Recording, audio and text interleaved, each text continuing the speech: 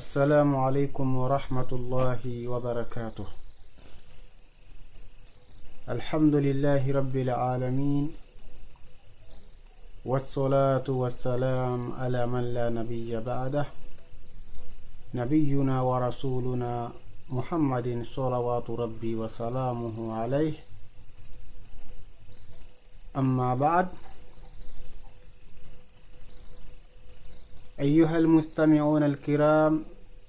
أحييكم بتحية أهل الجنة الذي هو السلام عليكم ورحمة الله وبركاته. الحمد لله والله سبحانه وتعالى تيغانا كننغ حلوا مندنا مغانا كيسون نيما نانيا فاري محمد كما adi khoje dinko adi sahabanu chuko homante ado siresuga tokiri batenga makoro sinen kota kennange ampalle maremu lenkine lenga owase hene katta kai uku video boganen takununga nokron kulla ko katti silami lemmen chuko homantenga sonen kanka mukana chuko homantenga mallasa besuraga na hakita eywa digamuko ya mogo bei mallasa digamukuna ya sawi eywa na nya khairiya aka sankini asuko mantenga asuga akhirin kita asuga na hankita oku men khaga na hankita bawoni dina nugurun kullahu nyani kencha bunanga nanti al uqala'u arba'atun kembire Allah subhanahu wa ta'ala ko sire go digamen kay omete haditheni omete qur'an ngayani digamukori hay onani tungunyani mara mekenya ni anke mbegin terenkana anke mbe yaginga eywa anna digam ku terenkata haqqile terenkande anni haqqila ka ti haqqile mposirenga awa annandro goto eywa digam ku anni jatel laga siri angana hampo gore ni nanu gondi na hakkebe aganke nyakere garene aranke metana be gaterenkana adinke be mega kono abu kutu akere garene kembe kenya ni maremu ati haqilan tonni sorona gatiyai masaran fasunu nagatiyani masaran nonu nagatiyani ahana ni meniya ati serebe anger duna hay na duna tokono ngana pajibe gamaka kati duna ga antokono nga duna ga antokono nga kati duna ga ballanga awre jupeni serebe ga duna tokono nga kenni birenya Allah subhanahu wa ta'ala lungunya no gondi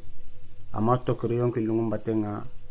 ama nyalla da ko bure bireke no gondi ara Allah haqqu ngari kuruci ni dro ko tem pakkenya no gondi kyan duna tono kembere mare masire bal halangana nyakundu anke na duna tono ka kebe gama duna tono kengal halani meniya kenni lungunya de beri tilimine gana nye birei anna de beri ya kempa lanni mesiniya haqqilla buru nyano ku shetane eywa aga haqqilla be no soroncho no munga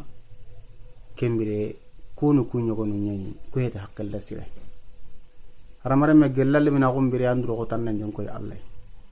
maganya tinni limina kunya e wana duna wutu ni nyon kilungun tu deberi khirta ko ngana rabbiram men na jongo ikati Allah yi Allah ma kencerti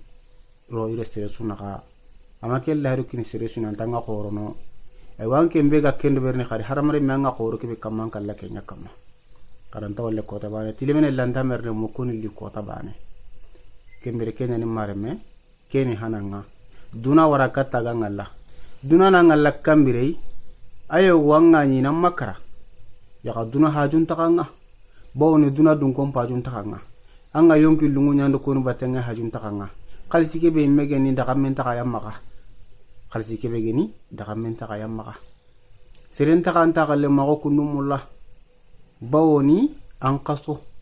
bawoni watenna laga wateke be sire kan tamlan tintanga e bawoni duna dunko in ho su sirenya mulla anga bono bane intakamulla kana ke be anda ga do mai hiye ko kanan kitana baranga ku bana be garan kitanan to ko birene duna baranga mene kalle merde ka duna baranga yo kalle nganari ken kan duna balle wayi bawoni duna gam pa baranga tikalla katunu ka se konta kendi ka kesu duna balle way marame e duna gana baranga ankara ko tampai ken ko ta kai duna gana baranga anga bire nogondi ka aran kallen cuambana wallan kallen nyimen pese bawni gwa bire ne duna barei yawa suron kortina kallen nyimen kasuro gondene soron toro kembere kenyani tanna duna tokono katu duna gan tokono ahillani ni meniya ti serebe angeran qaburan taga eywa kati gallona no gondi marana an qabur kan nan duro tan taga kati gallona no gondi marame ngana ikka gumra taga na angana mulla nyele me kadi walla nga mulla na yagare halla ndane ka ke taga na hila yagare ga halle ne kati kin ka taga anti ari meni kanga makka taga kompentam maka angin tanga yagare halla na ante laro minne marame kembiran ka halle ne kati la garaya ampalleke anyi mena kompenta kana de pangana nyagare nyakini anga halana kata anduya kata garini anna kompeke takana de anna mogonge mundina de anna ndro gotona de anni mogo suro ne gibe nyana kana de kembiran kana ndro gotan nan an kaburo ke taka nanya kombe kebe ay wanga taka na surondi nan koto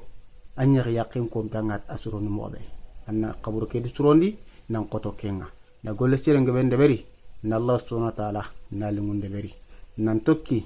do hinu benu an ye khairin kita lagara annan duro gote nyakunde sey maranne an kaburon taga katangaro na no gonde